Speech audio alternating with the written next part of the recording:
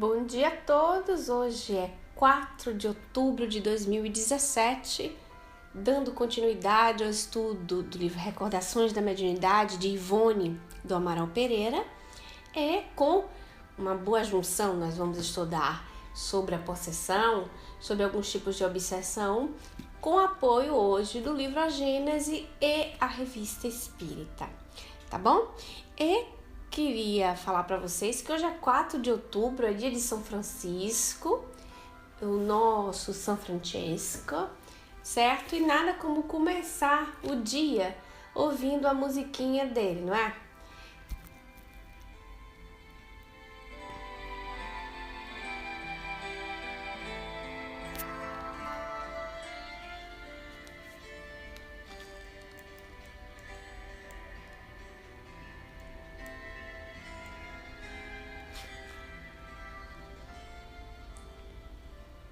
É a música Dolce Sentire,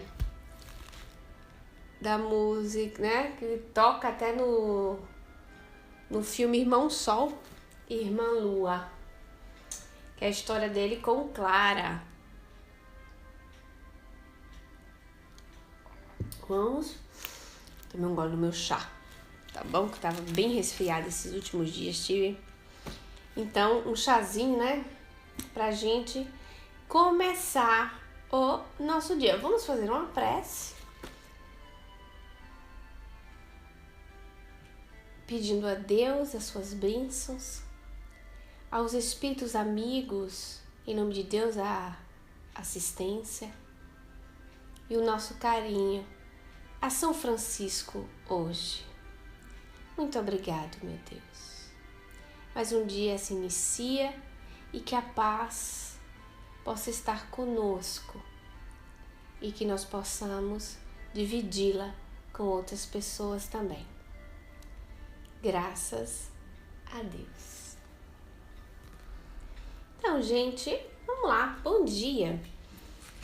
A Dona Ivone, quando começa o capítulo Complexo Obsessão, tá? Para vocês novos que estão chegando aí no GE, que vai pegar esse áudio já começando nesse capítulo, ela traz, como sempre no início dos capítulos, um trecho da codificação espírita. Então, ela trouxe o Livro dos Espíritos, Allan Kardec, a pergunta 473.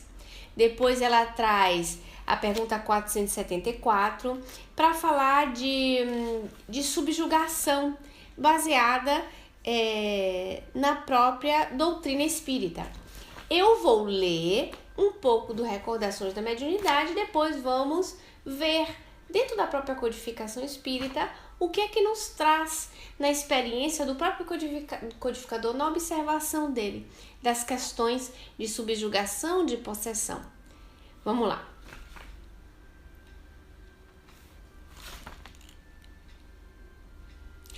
Eu parei onde ele perguntava se as fórmulas de exorcismo têm qualquer eficácia sobre os maus espíritos.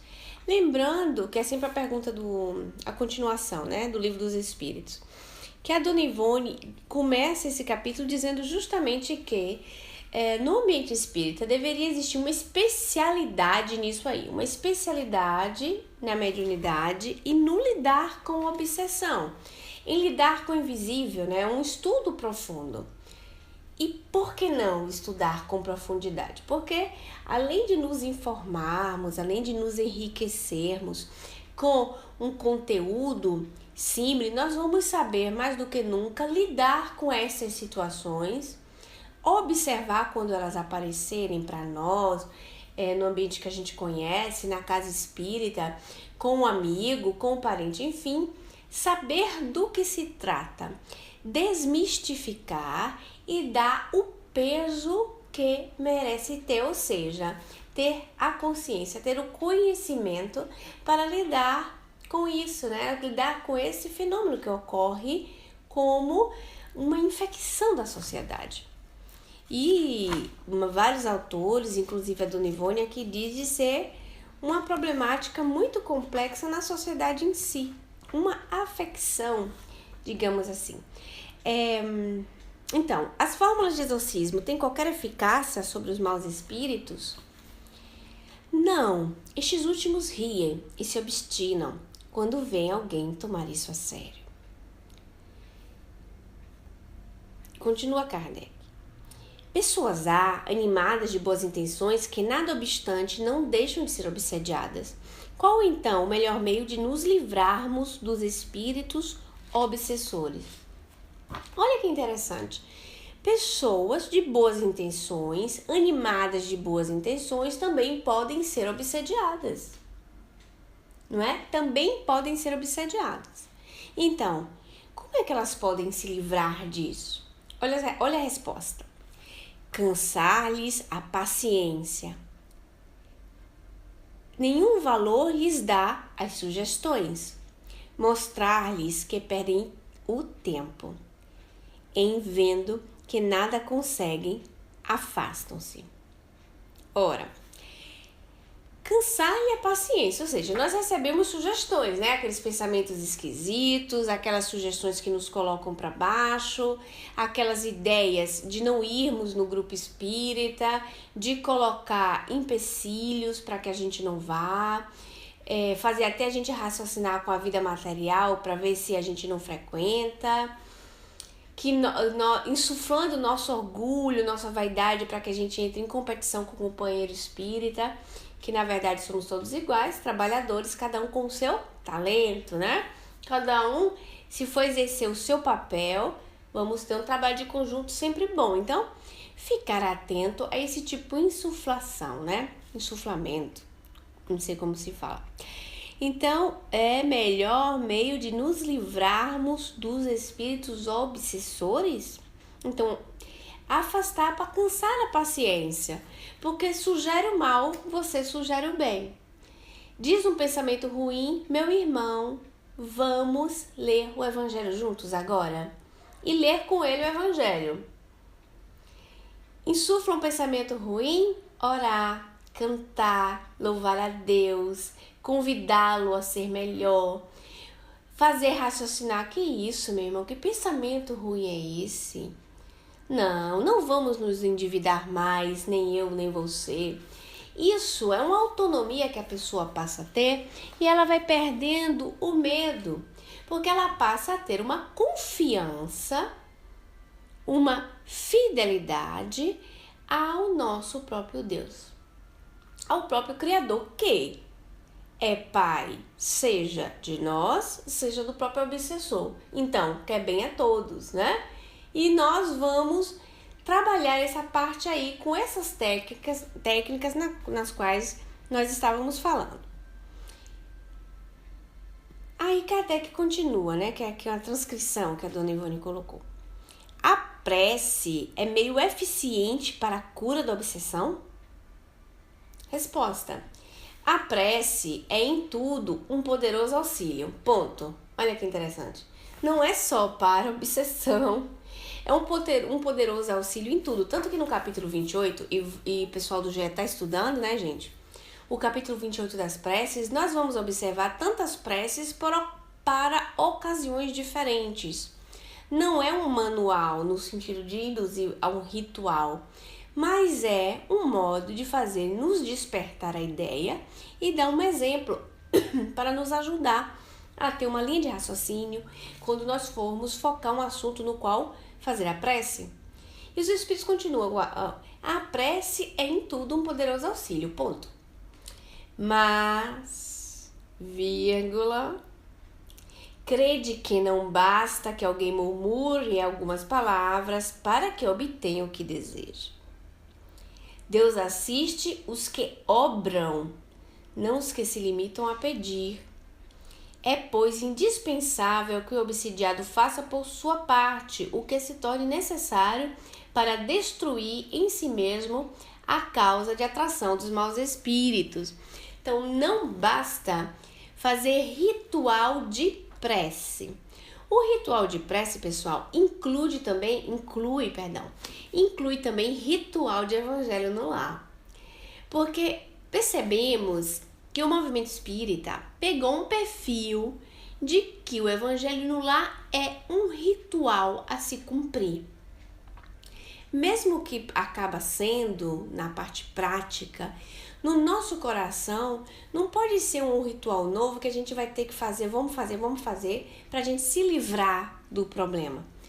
Nós vamos fazer o evangelho no lar, inclusive a própria prece, para nos instruir, para criar um ambiente harmônico, para que a gente possa elevar a nossa energia e sentir a presença dos espíritos benfeitores, para a instrução também dos desencarnados.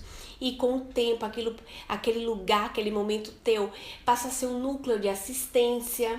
Os espíritos benfeitores começam a ganhar em ti confiança, porque, olha bem, gente, ninguém nasce trabalhador efetivo.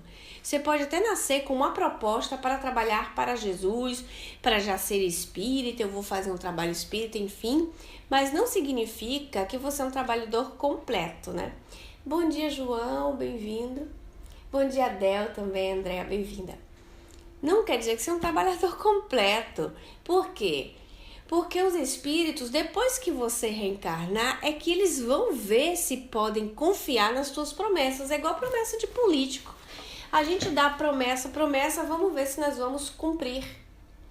Então, é com o tempo, é com a prática, é com o exercício do bem, é com o próprio evangelho que a espiritualidade começa a ganhar confiança em ti. E dizer, dá para confiar aí na Andréia, dá para confiar aí na Mara. Vamos. É diferente do que fazer um evangelho, fazer as preces para se livrar do problema, não é? Eu tenho perturbações espirituais em casa, eu vou ficar fazendo evangelho todo dia que é para ver se me livro. Não, eu vou fazer o evangelho todo dia, sim. Porque é um momento de instrução, significa que eu preciso mais um pouco disso. Que o ambiente espiritual está precisando, que os espíritos que me cercam vão ouvir mais, nós vamos nos ajudar uns aos outros, mas não porque eu vou fazer para me livrar. Não tem esse se livrar, né? Se livrar fica meio esquisito. Então, é pois indispensável que o obsediado faça por sua conta. Por quê? Porque a formiguinha, ela só vai atrás do que atrai ela. A mosca também, não é verdade?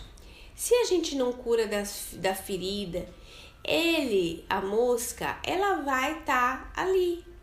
Porque o problema está em nós, em uma dificuldade ética, cosmoética, de uma dificuldade moral, né? Em si, que é a mesma coisa, da gente lidar conosco mesmos.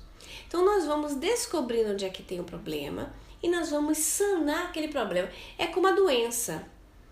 Lembram que Kardec, aqui na Gênese, diz, assim como as moléstias resultam das imperfeições físicas que tornam o corpo acessível às influências perniciosas exteriores, a obsessão decorre sempre de uma imperfeição moral que dá ascendência ao espírito mal. Ou seja, o espírito mal ganha ascendência sobre nós. Ou seja, ganhou domínio, tomou conta, não é? Então é essa ascendência que Kardec torna a repetir no Livro dos Médiuns, que ele diz, é essa ascendência que deveis adquirir. Repete isso, é a ascendência moral, nós devemos ter autoridade com as entidades, com os espíritos. Eles dizem uma coisa, a gente vai lá e dá uma consertada. Não, meu irmão, não dá para ser assim. Vá contra as leis de Deus, vai contra a lei de amor, justiça e caridade.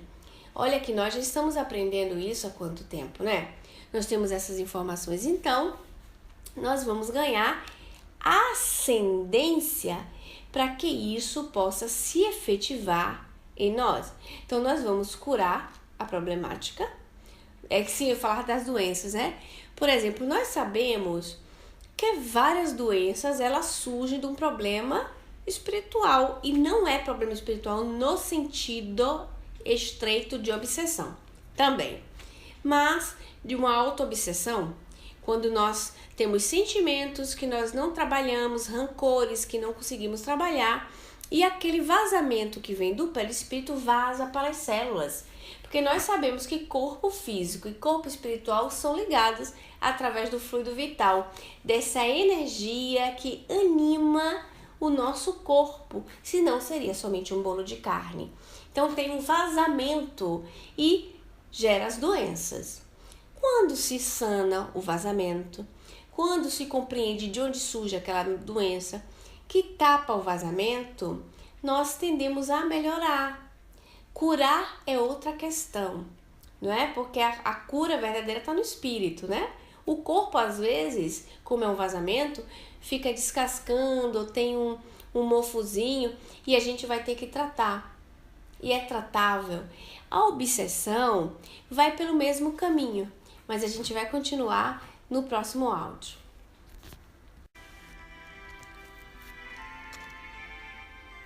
Então, voltando aqui no nosso segundo áudio, como dizíamos aí, né, pessoal? O que é a questão? Tratar o problema em nós para depois esperar a cura. Então, não adianta que 10 pessoas estejam orando por nós se nós não investimos em nós mesmos na observação da cura. Por isso que, quando uma pessoa tem um sofrimento, uma problemática física, espiritual, se ela não decidir curar-se, fica difícil mesmo, sabe? Para que a cura se efetive. E a cura não é exatamente a cura do corpo, mas a cura do próprio espírito. Lembrando que o nosso corpo é uma veste. Então, onde é que está a verdadeira cura, né? Na alma, no espírito, no habitante desse corpo. Dona Ivone continua aqui.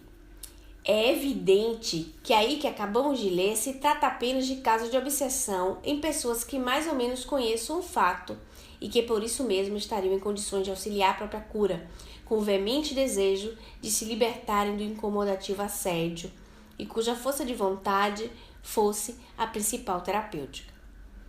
Mas a observação, a prática dos trabalhos transcendentes do espiritismo adiantam que, na maioria dos casos, o obsidiado absolutamente não se encontra em condições de auxiliar a si mesmo, seja em vista de subjugação total, porque se deixou envolver, seja pela fraqueza ou ignorância que a sua vida de descrença e materialismo produziu. Então, a pessoa que tem dentro de si, prestem bem atenção no que a Ivone falou, se a pessoa já tem dentro de si o materialismo, a ignorância, ela é endurecida, como é que ela vai admitir, né, que ela tem esse problema? Aí fica difícil. Inclusive, em caso de subjugação, e nós vamos chegar mais lá adiante, mas vamos ver o que Dona Ivone nos diz. Retendo-o afinado com as imperfeições de ordem geral, ok. Cumprirá então aos espíritas que tratam do caso, isto é, médiuns e diretores de trabalhos práticos, agirem com o cabedal que a doutrina fornece, a fim de testemunharem o valor da mesma.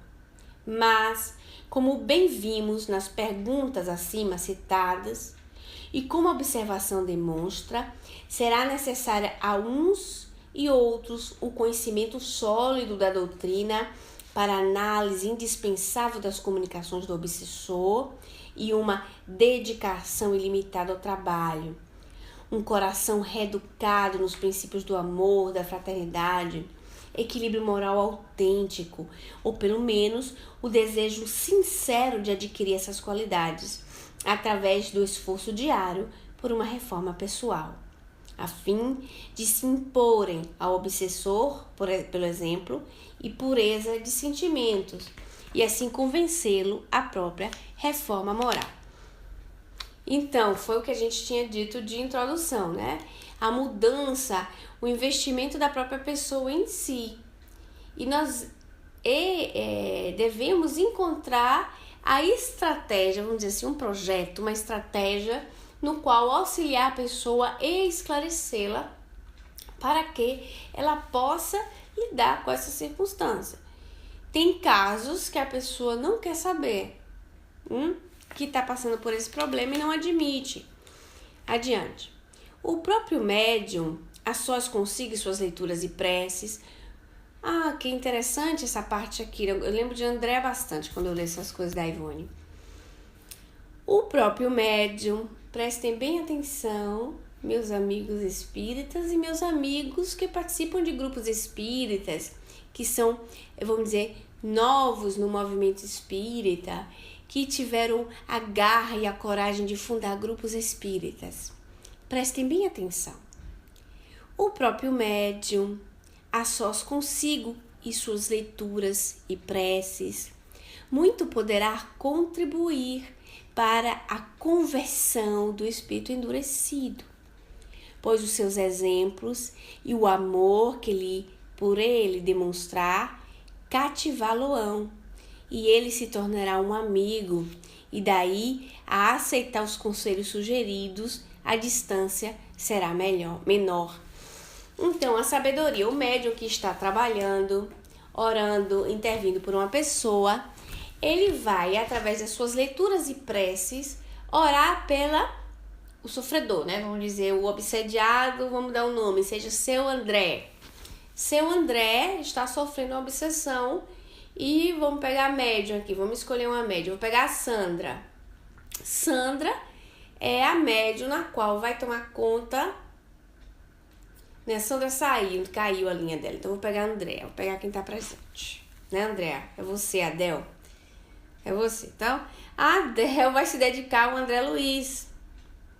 Ela sabe que o André Luiz está sofrendo uma obsessão. Então, ela vai passar a ler as preces e vai falar para o André Luiz. Vai falar para o espírito que está com o André Luiz. E olhe bem, o seu comportamento e o amor, o exemplo, o amor que dedicar para ele, o cativará. E aí, ouvir os conselhos vai ser mais fácil. Por causa da respeitabilidade. Isso que a Ivone nos aconselha é simplesmente o que ela vivenciou. Ela fez isso. Então, quando ela diz recordações da mediunidade e bota esse nome ao livro, é a vivência dela. Não é teoria, é vivência. Quando Kardec traz o Livro dos Espíritos e o Manual dos Evocadores e dos Médiuns, que é o Livro dos Médiuns, depois ele vai trazer o Evangelho segundo o Espiritismo, depois o Céu e o Inferno e a Gênese, com toda a revista espírita, é baseado em experiência, em observação. Kardec sempre nos ensina que o espírito é um observador e de tudo tem oportunidade para observar e aprender, porque sempre ocorrerá ocasião no qual nós vamos comparar com a nossa própria vida ou com circunstâncias que estiverem ao nosso redor, coisas que aconteceram muitas vezes. Alguns de vocês, viu, pessoal, que vão ouvir esse áudio, vão dizer: meu Deus, aconteceu comigo recentemente. Ou então aconteceu com alguém que eu conheço recentemente. Porque parece que foi para mim. Porque tem sempre alguma coisa que nos vai ensinar, que nos vai fazer compreender questões próprias, questões pessoais, né? Então a Dona Ivone demonstra nos fatos que essa prática poderá ajudar e muito. Ela continua: mas para atingir tal possibilidade, será necessário ao médium, por sua vez, muitas renúncias e reformas pessoais. Fé inquebrantável. Olha, gente, renúncias e reformas pessoais. Fé inquebrantável. Assistência espiritual comprovada e segura e a possibilidade de permanecer em condições vibratórias, mentais e físicas satisfatórias, constantemente, diariamente, e não apenas nos momentos em que se sentar à mesa da comunhão com o invisível para o desempenho do seu sagrado mandato. Pois do elevado e criterioso desempenho dos médios depende o êxito das reuniões espíritas em geral e das curas das obsessões em particular. Isso afirmamos, porém, não excluindo a responsabilidade dos diretores terrenos das mesmas, de cuja segurança moral e conhecimento de causa igualmente dependem os bons êxitos de quaisquer reuniões práticas de espiritismo, e lembrando, outro sim, a responsabilidade de cada um dos próprios componentes da mesa. Pode-se dizer, portanto, que esses trabalhos são fruto de uma comunhão sublime entre os médiuns, diretores de sessões e guias espirituais sob o patrocínio do Cristo de Deus, mestre maior de toda a ciência, e que por isso mesmo todos temos grandes responsabilidades. O desempenho é sagrado para todos e não poderá ser realizado com indiferença ou menor grau de dedicação. Li todo esse pedaço para depois conversarmos. Depende mesmo de uma dedicação nossa. E a Dona Ivone, vocês sabem que eu leio as biografias, leio o que falam dela, enfim, né? A Dona Ivone se dedicou realmente ao mandato mediúnico. Teve algumas circunstâncias na vida dela que eram favoráveis. Por exemplo, não tendo formado família, não tendo, e foi para ela uma grande tristeza, não tendo a possibilidade de ter filhos, enfim, ela teve mais tempo para dedicar ao mandato mediúnico, né? Então, ela era a mãe dos espíritos, ela era a mãe das pessoas no qual ela escrevia cartas, respondia através da mediunidade de aconselhamento, não é? Médium conselheira que ela era. Que é diferente das que têm uma vida mais atribulada, ou seja, com mais atividades externas, que assumem compromissos e que vão ter o psiquismo bombardeado de informações. Vocês estão de acordo que nós temos o psiquismo bombardeado de informação? Ora, em que sentido? A Dona Ivone se dedicou à mediunidade com muita profundidade. E não significa que nós que temos as nossas tarefas, que temos a cotidianidade nossa, né, diferente dela, mesmo sendo mães, pais, que nós não tenhamos e que nós não possamos seguir-la o conselho. Como assim?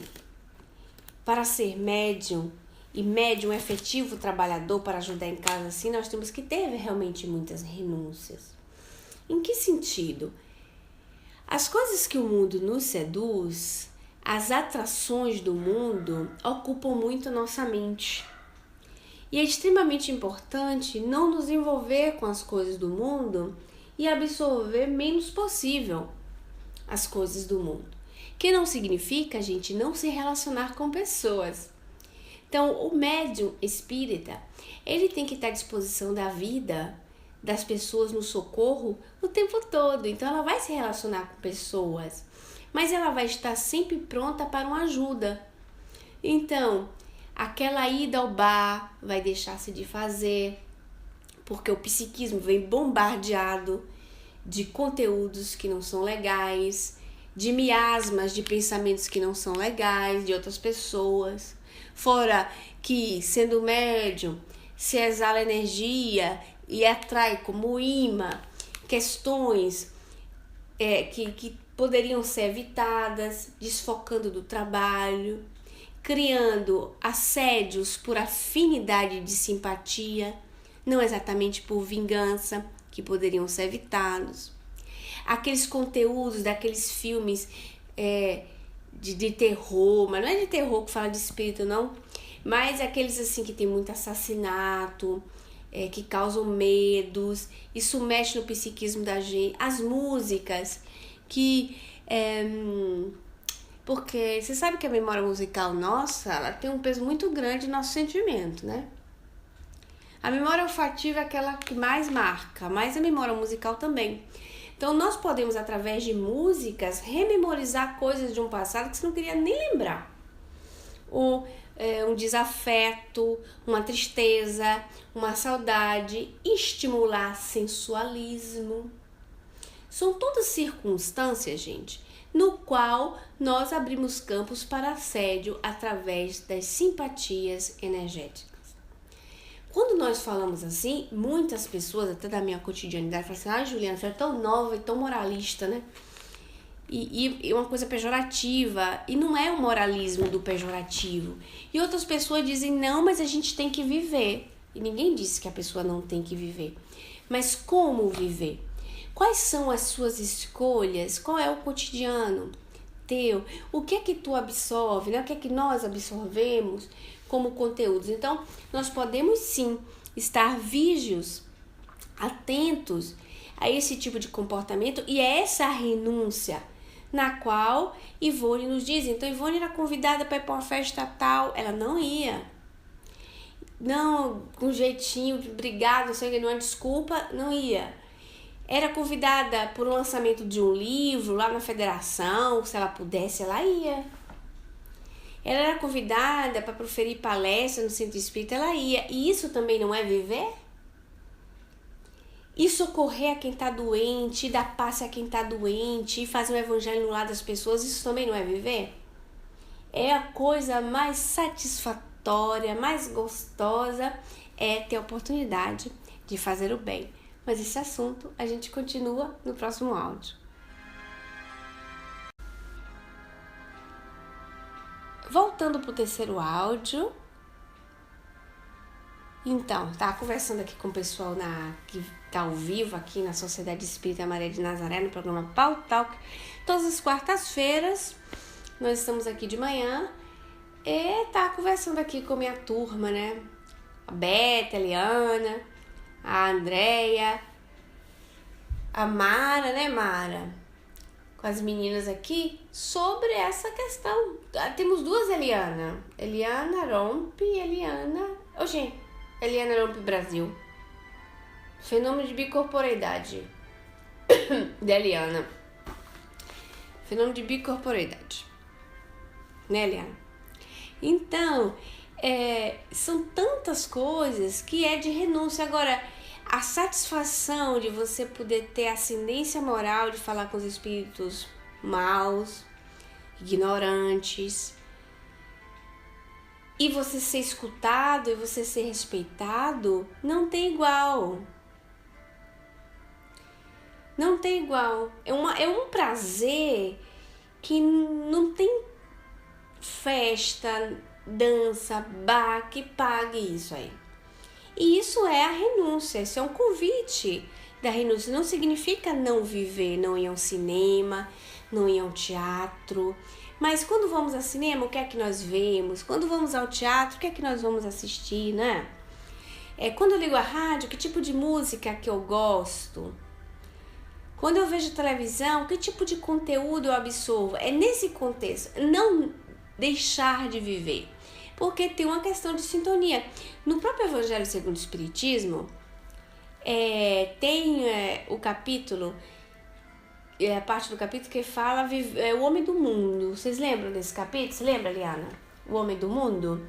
Que fala, não penseis que exortando-vos a estar sempre em comunicação conosco, significa que não deveis viver, tô tão lembrar, viu? Porque eu tô sem o evangelho aqui. Deveis viver o homem do seu tempo, viveis o homem da sua sociedade, mas um homem de consciência tranquila, não é assim?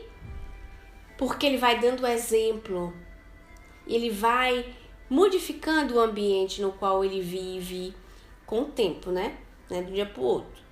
Vai modificando o ambiente que ele vive, as pessoas ao seu redor, como pequenos grãos, né? Que vão sendo plantados aqui e lá e que dá fruto. Se dá fruto, né? Então, quando Ivone nos diz tudo isso, para que a gente possa... Isso me lembra uma coisa muito importante, viu, Eliana? Eu gosto sempre de lembrar desse trato do Evangelho. Andrea ouve esse estudo, então eu vou falar para ela também. Para Andrea Longobard. Que eu estudando o Novo Testamento, né? Porque quando eu tenho ocasião eu também estudo o Novo Testamento. Então, estudando o Novo Testamento, tinha lá aquela parte de Jesus diz assim, que nós deveríamos ter a fé como um grão de mostarda. E o grão de mostarda é um grão, assim, uma sementinha minúscula. Ela é bem pequenininha, Liana, miudinha. Aí, o que acontece? A fé do tamanho do grão de mostarda... E olha o que acontece, a mostarda é uma árvore enorme, e Jesus continua dizendo que aquela sementinha vai crescer para dar frutos, e para que na sua copa, nos seus galhos, ou seja, uma árvore alta, muito alta, ela tem galhos, no qual as aves do Senhor vão fazer ninho. Não é uma coisa linda? Olha só, a fé do tamanho do grão de mostarda. Aí você eleva seu pensamento. Você consegue manter a sua vibração alta para que os espíritos do Senhor possam te influenciar e fazer ninho em cima da copa. Me lembrei muito da pineal, sabe? O central, aquele pineal no centro da cabeça e tal. Aquilo, na época que eu li isso, me emocionei profundamente. Me dei um minutinho. E na época isso me emocionou muito. Falei, meu Deus, que coisa linda! E ler o Evangelho, ler as frases de Jesus naquele tempo, com a interpretação que a gente sabe hoje, dá uma gratidão assim enorme, sabe? E olha só, para que as aves do Senhor, para que os Espíritos do Senhor façam ninho em nós. Então olha como fala Ivone, para que a gente tenha um comum acordo, um trabalho continuado com os Espíritos benfeitores. Porque vocês lembram no início quando eu falei que a gente tem que conquistar essas companhias? Mesmo que a gente diga que estamos todo mundo preparado, tá bom, reencarnei com a missão. Se a gente não tem uma moralidade, uma ética, valores, eu até daria um dever de casa pra gente escrever assim, o valor que a gente tem, valor tal, 2, valor tal, 3, valor tal. Que a gente possa escrever os nossos valores. Quanto mais valores nós tivermos, mais estamos no caminho adquirido. Porque nós podemos ter o conhecimento e não ter o valor. Não conseguir ter valores. E os nossos valores é importantíssimo para que nós possamos alimentar essa sementinha da fé para que os bons espíritos nos instruam. Como Ivone tá falando para grupo espírita, não é verdade? Ela tá falando para centro espírita. Ela diz o seguinte, que os diretores dos centros espíritas, os diretores das mesas espíritas devem ter também igualmente esses valores. Porque quando nós sentamos para aconselhar um espírito, nós temos que fazer de tudo para estar em acordo com aquilo ali. De tudo. Para que quando eu sentar, mesmo nas minhas dificuldades, o espírito obsessor saber, ele é até errado, mas não é que ele tenta? Ele até erra ainda, mas eu vejo que logo depois ele tá ali, ai meu Deus, errei, não queria ter errado, não é? Tem valores, escorrega, mas entende que não é legal estar escorregando, aí tenta refazer caminhos. Os espíritos observam isso. Isso é o que Kardec nos ensina como ascendência moral. É a nossa ascendência. Continua, e aí, logicamente, ela fala de Jesus, né?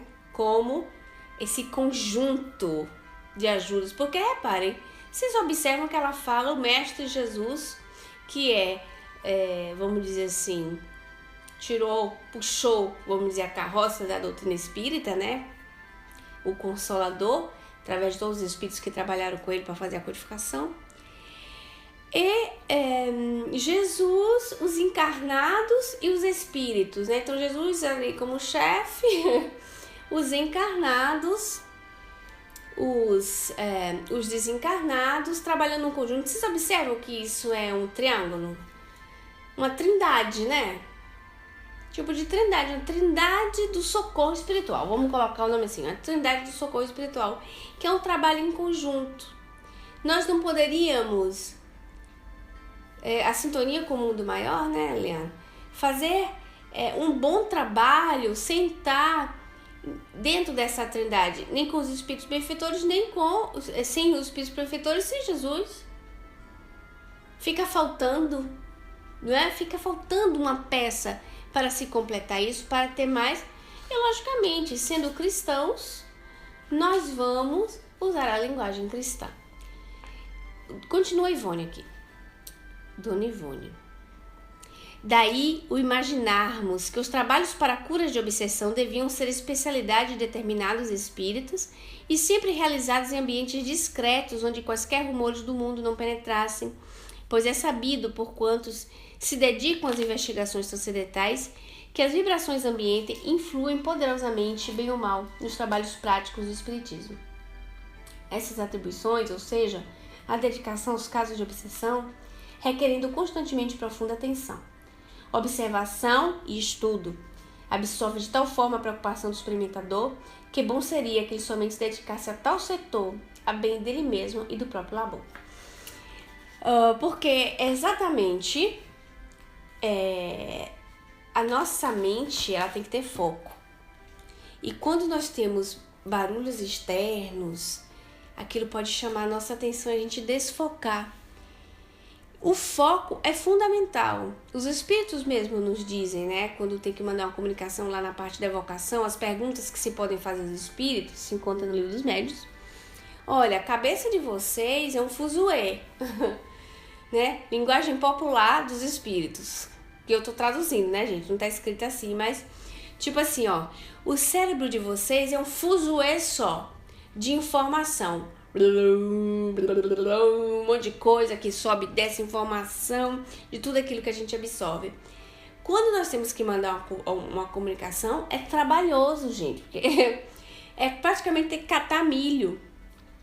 É complicado.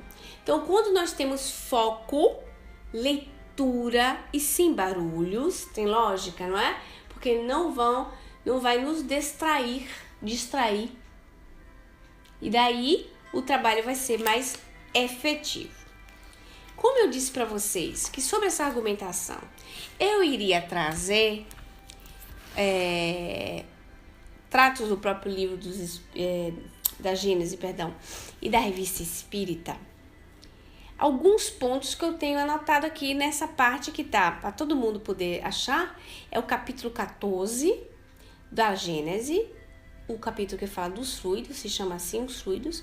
O item que eu vou estudar em diante é o 45, obsessões e possessões. Lembrando que essa edição aqui é do Noleto da Gênese de 1869. Bastante tempo depois do Livro dos Espíritos, não é verdade? Então, olha, alguns pontos. O item 45... quando fala que os espíritos maus pululam em torno da Terra em consequência da inferioridade moral dos seus habitantes. Então, nós somos, né, praticamente os responsáveis pelo nosso comportamento, pela nossa falta de moralidade, a atração para que fique o foco. Lembra do foco? Ok. Mais adiante, nós já tínhamos falado que, só repetindo, viu? A obsessão apresenta características muito diferentes que vão desde a simples influência moral, sem sinais exteriores perceptíveis, até a perturbação completa do organismo e das faculdades. Então, obsessões também geram doenças. Quando se fala a perturbação completa do organismo, significa que o organismo, o corpo físico, adoeceu, tá? E das faculdades mentais, ou seja, existe um domínio tão grande que a pessoa não consegue pensar sozinha, ou pensar direito, ou distinguir. Na verdade, ficaria melhor se dissesse distinguir os próprios pensamentos, bons, maus, né? Então, quase sempre, mais adiante, a obsessão exprime vingança tomada por um espírito, e a sua origem frequentemente se encontra nas relações que o obsediado manteve com o obsessor, em presente existência. Esse quase sempre eu circulei, porque eu quase sempre não tem uma generalidade. Não é matemático, é sempre. É quase sempre, ou seja, tem exceções. Nos casos de obsessão grave, o obsidiado, como que envolto, impregnado de um fluido pernicioso, que neutraliza as ações do fluido salutares e o repele, e o repele. É daquele fluido que é preciso desembaraçar. Então, ele fica envolvido num fluido pernicioso. O fluido salutar não tem ali, ele repele, né, os bons fluidos. E aí tem que se ajudar o indivíduo a se desembaraçá-lo. E aqui vai se dizendo que nem sempre, porém, basta uma ação mecânica, cujo, sobretudo, cumpre, sobretudo, atuar sobre o ser inteligente, ao qual é preciso que se tenha o direito de falar com autoridade. Kardec coloca em escrita diferente, falar com autoridade, que era sobre a ascendência moral que nós tínhamos conversado, que, perdão, que entretanto, de novo essa tosse, que entretanto não a possui quem não tem a superioridade moral. Quanto maior esta for, tanto maior também será aquela. Então, nós tínhamos falado da ascendência moral. Kardec confirma que o que não basta uma função mecânica, porque ele fala de doar fluidos, né? Magneticamente, dando energia, e em linguagem espírito, passe, né? Passe, antes de ser uma linguagem espírita, na verdade, é uma linguagem homeopática, tá? Que nós espíritas aderimos, né? O passe. Mas eu continuo no próximo áudio.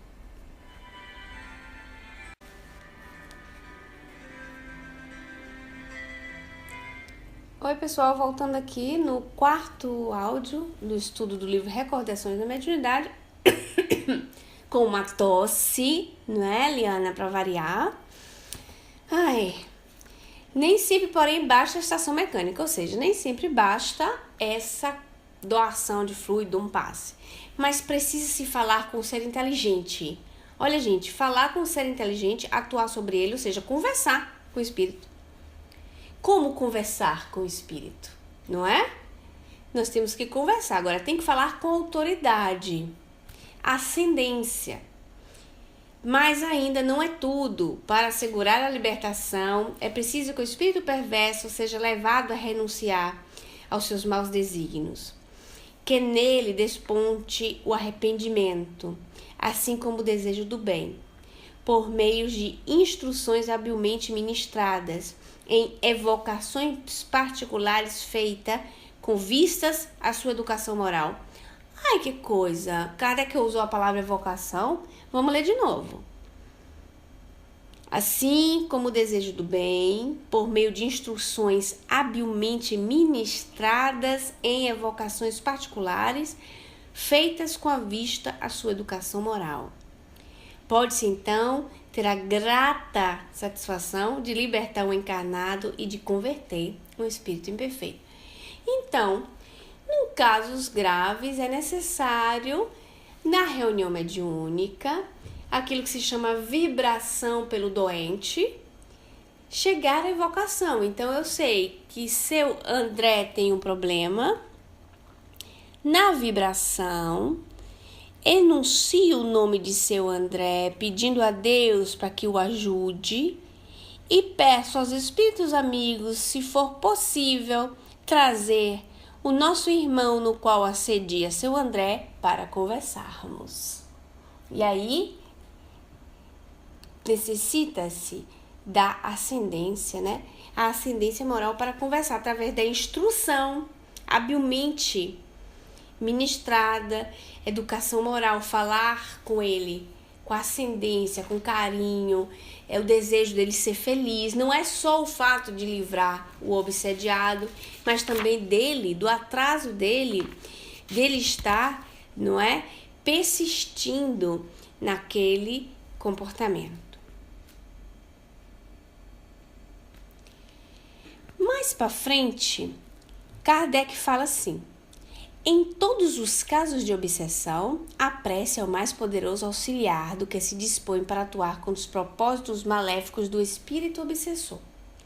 Então, quem vai lidar com isso vai estar em prece. O obsediado, se possível, vai estar em prece. É um aliado poderoso. Por quê? Por que vocês acham que é um aliado poderoso? Eliana, você que tem experiência de reunião mediúnica. Mara, Também tem experiência em reunião mediúnica, Mara. Por que será que a prece é? A prece é uma evocação.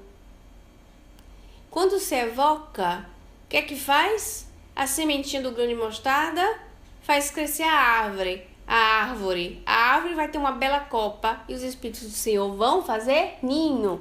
Então você vai estar emanando os fluidos, as energias salutares necessárias para poder agir. Na obsessão, o espírito atua exteriormente com a ajuda do seu perispírito, que ele identifica com o do encarnado, ficando este enlaçado por uma espécie de teia e constrangido a agir contra a sua vontade. Então, de perispírito a perispírito, aquela energia, aquele fluido, é como se ele tivesse um acoplamento e ficasse numa teia fluídica, uma rede. Imagina uma rede de peixes no qual você está envolvido e não consegue sair. Vocês lembram dos peixinhos quando eles são pescados? Na obsessão, na possessão, existe uma diferença. Então ele sente uma espécie de teia e constrangido assim contra a sua vontade. Lembra das inspirações ruins? A Eliana disse assim que lembrou da morte de Dimas. Pois é, Eliana. Boa ideia. Agora que a gente falou, né? Seria interessante falarmos da morte de Dimas no próximo estudo. Vou anotar aqui, tá bom? Por quê? Não é nem por mim, nem por você, mas pelo pessoal que vai ouvir, que vai dizer, ai meu Deus, o que é esse negócio da morte de Dimas, então? Eu quero pegar esse trechinho mesmo que você falou, Eliana. Então, a Eliana colocou ali pra gente. Lembrei da morte de Dimas, que a esposa o envolvia com uma rede assim mais negativa. Pra você ver, né, Eliana, que era a obsessão de encarnado para desencarnado, né? Que existe também. Essa simpatia, esse assédio, vamos dizer assim. Esse assédio. Na possessão, em vez de agir exteriormente, o espírito livre se substitui, por assim dizer, ao espírito encarnado. Toma-lhe o corpo para domicílio, sem que este, no entanto, seja abandonado pelo seu dono, pois que isso só se pode dar pela morte. Por conseguinte, a possessão é sempre intermitente, temporária, porque um espírito desencarnado não pode tomar definitivamente o lugar de um espírito encarnado. Considerando-se que a união molecular do perispírito e do corpo só se pode operar no momento da concepção. Então, o espírito ele não pode substituir, mas ele tem uma intermitência, quer dizer, substitui para sempre. Existe uma intermitência. Então, de posse momentânea do corpo do encarnado, o espírito se serve dele como se fosse o seu próprio corpo. Fala por sua boca, vê pelos seus olhos, age com seus braços, como o faria se estivesse vivo. Não é com uma mediunidade falante. Olha a distinção. Em que o espírito encarnado fala transmitindo o pensamento de um desencarnado. Então, a transmissão do pensamento do desencarnado, ou seja, tem uma atuação diferente aí do perispírito, da comunicação do perispírito para o outro perispírito, para que pegue a parte da fala, ou seja, o médium fala. O médium falante, ele fala o pensamento do espírito. No caso da possessão, o espírito fala pela boca do médium, porque com certeza ele assume uma parte do cérebro da fala do médium. E o desencarnado que fala e atua, de modo que haja conhecido em vida, reconhecerá sua linguagem, sua voz, os gestos e até a expressão da fisionomia. Na obsessão, olha que interessante, há sempre um malfeitor. Na possessão, pode tratar-se de um espírito bom, que queira falar e que, para causar maior impressão nos ouvintes, toma do corpo de um encarnado, que voluntariamente lhe empresta, como emprestaria sua roupa a outro encarnado. Ou seja, gente, a possessão também pode ser feita por um espírito bom. A possessão pode ser boa. Quem imaginaria, né? Então a possessão também pode ser boa, que é diferente da obsessão. No caso de possessão, pode ser tomado por um espírito ruim, vingando-se, causando mal ao indivíduo, como por um espírito que seja bem intencionado. Então, olha, chegou quase nosso tempo, né? Vou falar mais um pouquinho com vocês para poder concluir esse pensamento, porque agora chegou a hora dos causos. Eu lembro muito de Fabrícia. Fabrícia adora os causos, né, Fábio? Existia um caso, sempre na Revista Espírita, e Kardec intitula esse artigo como Estudo sobre os processos de Mozzini, casos da obsessão e meios de combatê-las, é o terceiro artigo. E aí tem uma série de tratos, né, de histórias. O que eu ia contar de início aqui para vocês, tinha um senhor que ele tinha uma médium que ela era sonâmbula, tá? Uma característica do médium sonâmbulo, que esse espírito possuía essa senhora. Então ele falava com voz de homem, praticamente, ele gesticulava, ele sentava na cadeira igualzinho, e foi se descobrir que era um espírito bom vivant de um conhecido deles. Então eles se reconheciam claramente. Faz-se uma pergunta para ele: vem cá, você pode tomar o corpo dessa moça? E ele diz: bem que eu queria, mas não é possível tomá-la o corpo, né? Porque ela estava... E onde ela está? Ela está aqui do meu lado. E ri divertida, né? Então ela ria das travessuras desse espírito, porque não era nada demais, era uma comunicação mesmo. Então ele gesticulava, ele tocava assim como se ele tivesse bigode. Porém, olha que interessante, não era uma transfiguração. A transfiguração, você olha para a pessoa, vê uma transformação no rosto, você vê que a pessoa é como se fosse outra pessoa sobreposta àquele corpo físico. Então era uma possessão no qual tinha todas as gesticulações, o modo de falar, enfim, do espírito, porém não era uma transfiguração. Mas nós falaremos de casos de possessões, falaremos mais profundamente deste tema no próximo estudo, tá? Então, bem-vindos, amigos. Vamos agora, aproveitando esse estudo, esses conteúdos, e fazer uma prece para concluir o nosso trabalho.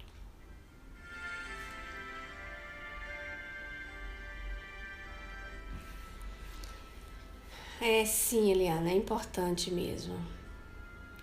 Quando nós aprendemos essas coisas, vamos dizer assim, a gente começa a desmistificar o próprio medo, né? Saber que aconteceu com outras pessoas e que é possível lidar com isso, é possível também abençoar essas entidades no qual muitas vezes interferem na vida das pessoas e que às vezes não é ruim, mas incomoda. Saber lidar com a situação, eu acho extremamente importante. Como rebatem sempre os espíritos, eu volta e meia vejo comunicações assim, instruir, dar à pessoa o conhecimento para que ela possa, né, lidar com isso. Então, agradecemos a Deus, agradecemos a Ivone por esse conhecimento. Aproveitando o dia de hoje, que é 4 de setembro, emanando um pensamento carinhoso, afetuoso para o nosso amigo Francisco. E ontem, pelo aniversário de Allan Kardec, o nosso pensamento é nosso reconhecimento a esses espíritos que tanto foram e são importantes nas nossas vidas. Ao nosso codificador, a nossa eterna gratidão. E eu sei que todos esses espíritos que foram citados, né, Eurípides Bassanufo, que também foi um grande estudioso de Allan Kardec e fiel, a Ivone, tão querida e tão fiel ao Espiritismo,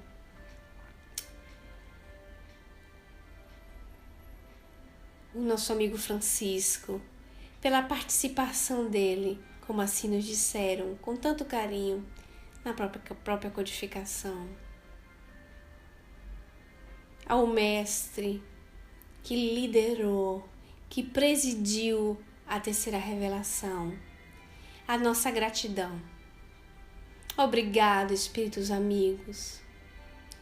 Obrigada, Allan Kardec, ao professor Leonês, das antigas escolas de iniciação ao aprendizado espiritual, o nosso obrigado. Obrigado, Mestre, por podermos e termos hoje em mãos o teu trabalho, o teu suor, a tua dedicação e as tuas homenagens, as homenagens a ti, deveriam existir todos os dias. Que os nossos corações, ó professor querido, sejam sempre gratos, acima de tudo, a Deus e ao Criador, que permitiu a tua reencarnação no planeta, mais uma vez. Vestindo o corpo francês, vestindo e assinando o nome de Leon, o Senhor engrandeceu e enriqueceu a história, transformando os tempos, que nós possamos reconhecer a tua grandeza. E aos pés de Jesus, nós nos unimos nessa prece de gratidão. Graças a Deus, que assim seja.